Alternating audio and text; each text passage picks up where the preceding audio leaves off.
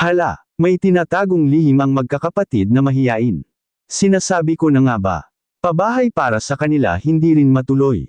Magandang araw sa inyong lahat mga kalingap, sanay hindi nyo po makalimutan na mag-like sa video na ito. At paunawa tapusin muna ang kabuuhan ng video na ito mga kalingap at para malaman ang nilalaman nito. At maraming salamat po mga kalingap sa pagpatuloy na pagsuporta lalo na kay Kuya Val Santos Matubang at kay Ate Edna Vlogs at Kalingap Rab, maraming salamat po. Sinasabi ko na nga ba? May tinatago silang lihim. Pero bago yun mga kalingap ay pag-usapan muna natin ang patungkol sa posibleng mangyayari sa kanila kapag hindi sila magbabago. Ang pagbabago ng magkakapatid na sina Chris, Melissa, at Bea. Sa isang tahimik na baryo, nakatira ang magkakapatid na sina Chris, Melissa, at Bea. Sila ay kilala sa kanilang mahiyain at tahimik na ugali. Bagamat magkaiba ang kanilang personalidad, may isang bagay na nag-uugnay sa kanila, ang kanilang takot sa pakikisalamuha sa iba. Si Chris, bilang panganay, ay may likas na talino ngunit hindi kayang ipahayag ang kanyang mga ideya. Si Melissa naman, ang gitnang anak, ay may malasakit sa kapwa ngunit nahihirapang makipag-ugnayan. Si Bea, ang bunsong kapatid, ay mahiyain at madalas ay nananatili lamang sa kanilang tahanan. Ang kanilang mahiyain na ugali ay nagiging hadlang sa kanilang personal na pag-unlad. Sa paaralan, hindi sila nakikilahok sa mga aktibidad at hindi nagpapakita ng kanilang mga talento. Dahil dito, nawawala ang pagkakataon nilang makilala at maipakita ang kanilang mga kakayahan. Sa kanilang komunidad, hindi rin sila aktibo sa mga proyekto o pagtulong sa iba. Isang araw, nakilala nila si Kalingap Rab, isang huwarang may malasakit sa kapwa at laging handang tumulong.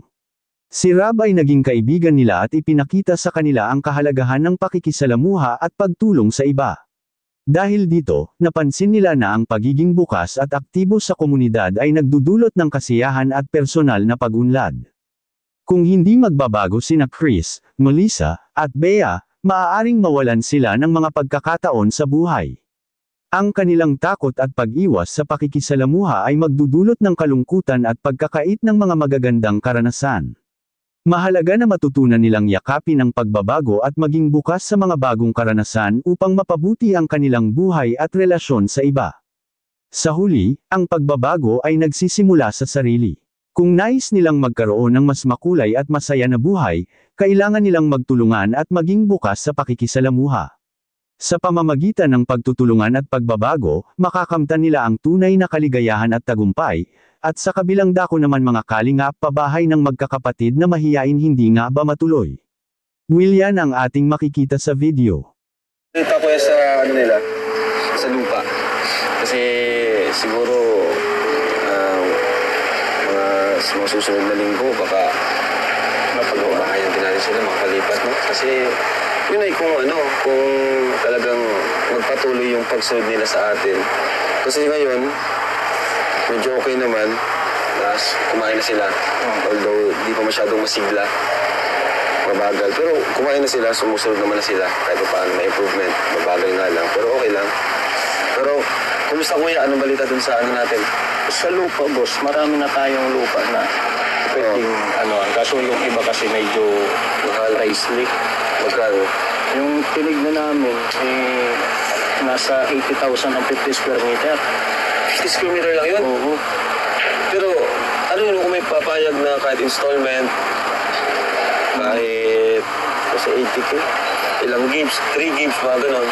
Pero yung iba, meron naman tayong makukuha. Doon lang malapit sa kanila, yung 125 baga, per installment.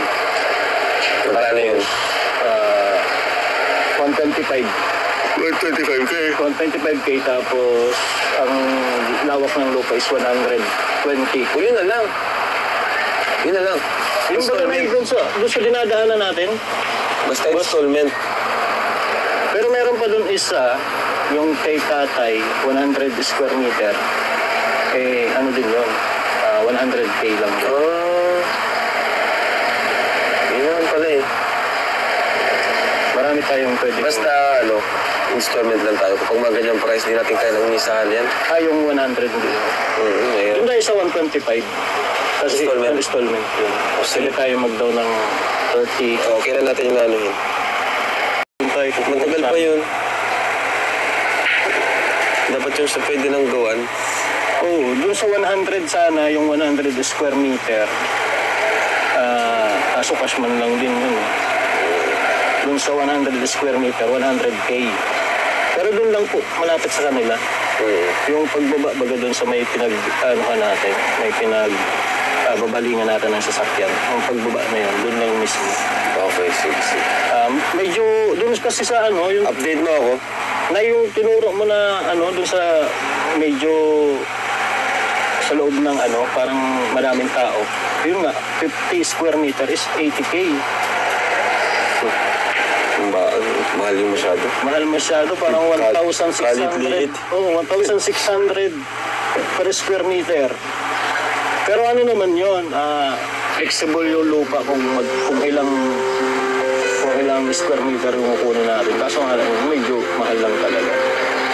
Sige. Update na lang ako, kuya. Thank you.